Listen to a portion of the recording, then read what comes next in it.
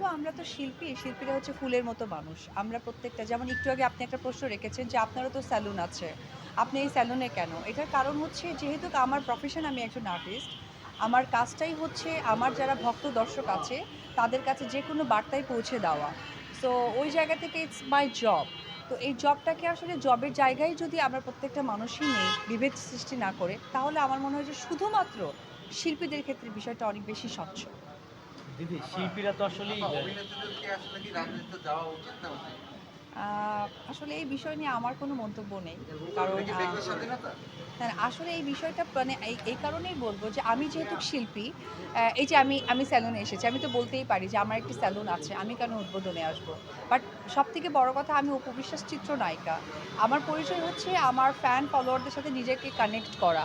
So connect করাটাই হচ্ছে আমার মূল লক্ষ্য। সুতরাং সেটা হতে পারে সেলুন উদ্বোধন, হতে পারে কোনো প্রোডাক্টের সাথে নিজেকে যুক্ত করা, হতে পারে আমার সিনেমা, হতে পারে যেকোনো জায়গা। এই বিষয়ে আসলে আমি অবগত নই আপনার প্রশ্নটার সাথে। দিদি একটা ফ্যাক্ট হয়রানি গুরুত্বের জন্যই কি আসলে আমাদের বাংলাদেশে এবং বাংলাদেশের সিনেমা হচ্ছে না? যেহেতু আমরা হ্যাঁ? দেখছি বাংলাদেশে তেমন একটু একটা কোনো প্রশ্নটা প্রজেক্ট অন্যভাবে হচ্ছে না। করতে হবে। দিদি থাকে না যে ধরেন শিল্পীরা তো আসলেই সবার হুম। সে রাষ্ট্রের থেকে শুরু করে সাধারণ মানুষ ধরেন যখন যে গভর্নমেন্ট থাকছে আসলে তাকে তাদেরকে শিল্পীদেরকে বিভিন্ন রাষ্ট্রীয় প্রোগ্রামে আমন্ত্রণ জানানো হয়। তো একটা প্রোগ্রামে একটা সরকার ক্ষমতায় থাকছে তার প্রোগ্রামে গেলে আর এক সরকার যখন আসছে তখন এই যে এইভাবে শিল্পীদের হয়রানি করছে আসলে শিল্পীরা কি একটা গোষ্ঠী বা তারা কি সচেতনভাবে এই জিনিসগুলো করলে কি মনে হয় যে লাস্টে যে ইস্যুটা ঘটলো আর কি মানে ঢালাওভাবে হত্যা মামলা আচ্ছা দিচ্ছে আমি শিল্পীদের সাথে একটা শিল্পীরা কথাই তো আমি নির্দিষ্ট কারণে আমি তাকে আমি একটা অভিযোগ কথাই করছে। বলি। এখন যদি এখানে একটা সরকারি হসপিটাল থাকে, আর সেখানে যদি মনে করেন ওই এলাকার মধ্যে একটি মাত্র হসপিটাল। আমি যদি অসুস্থ হই, আমাকে চিকিৎসা নিতে যেতে হবে।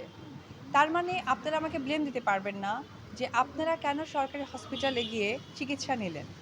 তো আমার ব্যাখ্যাটা এটাই থাকবে যে আমরা শিল্পী, আমরা শোবিজের মানুষ, শো অফ করাটাই আমাদের প্রফেশন। সো আমি এই কথাটাই বলব যে আপনারা সকলেই অসম্ভব বুদ্ধিমান। আর আমাদের বাংলাদেশের আইনের প্রতি আমরা সকলেই শ্রদ্ধাশীল। আর আমরা গর্বের সাথে বলি যে আমরা আসলেই বাংলাদেশী বাঙালি, যেটা আমাদের সবচেয়ে গর্বের বিষয়। সেই জায়গা থেকে আবারও নোটেড দ্য পয়েন্ট যে আমরা শিল্পী, আমরা সকলে। পাশাপাশি আজকে আমার পেছনে যে মানুষগুলো আছে আমার অত্যন্ত স্নেহের, আদরের, ভালোবাসার। ১ম এই বলব ইশরাত পায়েল। তাকে আপনারা সকলেই চেনেন। এখন একজন বিজনেস উইম্যান হিসেবে আপনাদের কাছে চলে এসেছে খুব সহজে। কিন্তু আমার কাছে সেই ভালোবাসার যে উপস্থাপিকা, খুব স্বচ্ছ ভাষায় কথা বলে। এটা কিন্তু তার বড় একটি গুণ। তার পাশে আরেকজন মানুষ আছে তানজিল জনি, ভীষণ পরিচিত একটি ফেস এবং আমার মনে হয় সোশ্যাল মিডিয়ায় সবথেকে বড় একজন ইনফ্লুয়েন্সার একটা সময়। এখন সেও বিজনেসে অনেক, অনেক, অনেক বেশি সফল এবং উদ্যোক্তা। আর তাকে ধরে কিন্তু অনেকে এগিয়ে যাচ্ছে। তার পাশে যে মানুষটি আছে মাহফুজ কাদরী। সবসময় আপনারা দেখে থাকেন যে সে একজন স্টাইলিং কোরিওগ্রাফার। আমাদের বাংলাদেশের সুনামধন্য যত আর্টিস্ট আছেন এবং রিসেন্টলি আমাকে যে চেঞ্জেস গুলো দেখেন সেটার পাশে কিন্তু তার অসম্ভব পরিশ্রম আছে, মেধা আছে, ভালোবাসা আছে। ঠিক তার অপোজিটে আছে মাসুদ খান, যার কথাটা মাত্র ইশরাত বললেন। মাসুদ খান বিউটি জোন এই নামটা খুবই পরিচিত। আমার বিউটিফিকেশন এর মধ্যে খুব বড় একটা সুনামের সাথে আছে। আর পাশাপাশি আমি তাদের সকলের দিদি। সত্যিই খুব ভালো লাগছে। সামনে যেহেতু ঈদ একটা বড় উৎসব, সেইখানে একটা সেলুন উদ্বোধন হওয়া মানে হচ্ছে মেয়েদের জন্য আবার একটি জায়গা ওপেন হয়ে যাওয়া।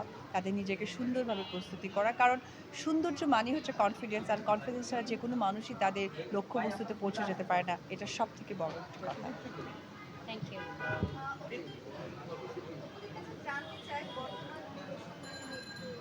আমি তার আগে একটু জায়গাটা পড়ে আসি। আসলে বিভিন্ন জায়গায় সবাই তো আসলে সেলুন করছে। আপনার একটা পার্লার আছে। আপনি বিভিন্ন জায়গায় কেন সাড়া দিচ্ছেন? কারণ আমি তো ১ম এই পরিচয় দিলাম আমি তাদের দিদি। হ্যাঁ, আমি আরেকটা আপনাদের কোনো একটা প্রোগ্রামে বলেছিলাম যে বিজনেস করাটা কিন্তু আমাদের একটা পার্ট আমি মনে করি। আমরা যেহেতু অবশ্যই সেলিব্রিটি শোবিজের মানুষ।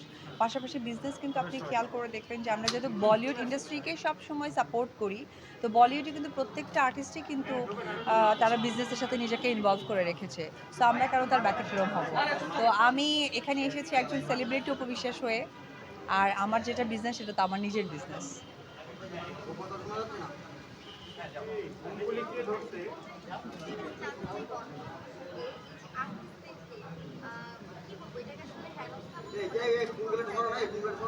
ফারিয়ার জিজ্ঞেস